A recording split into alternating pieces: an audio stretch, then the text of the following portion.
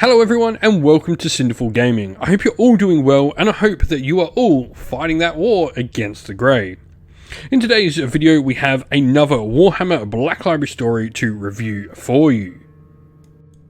Today's video is sponsored by Gap Games, a fantastic miniature wargaming store in Queensland, Australia.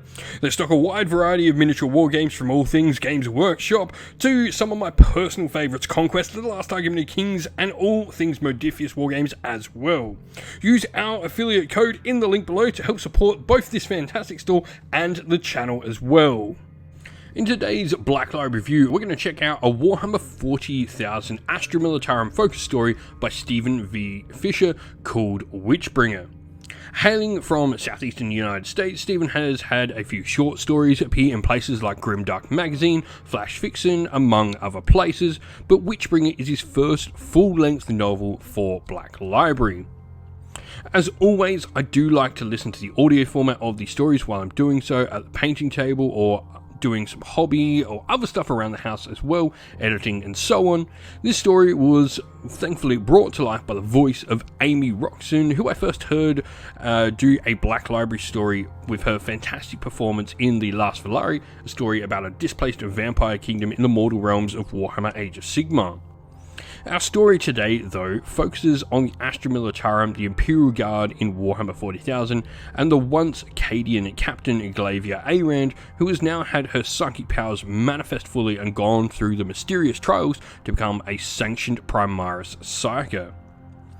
In the story, we get a rare glimpse into this mysterious process of becoming a sanctioned Psyker in service to the Golden Throne, something we've never really seen delved into before in such detail.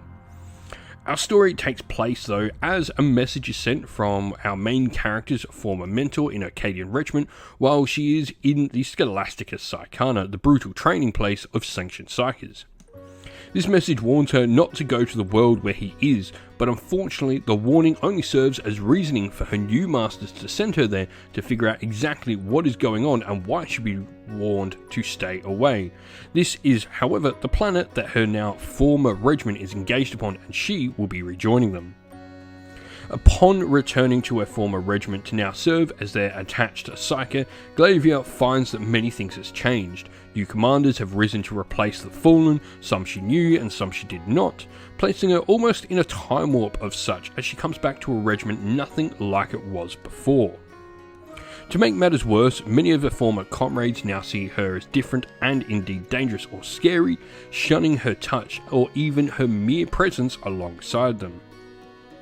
As the mystery of the planet begins to unveil itself, Glavia understands soon why such a backwater place is deemed of importance by the Imperium. The planet she is on produces Psykers for the Golden Throne and Scholastica Psychana in unprecedented numbers. Almost 1 in 12 born on the planet have latent psychic power and abilities, whereas normally this ratio might be 1 in 1,000 or tens of thousands.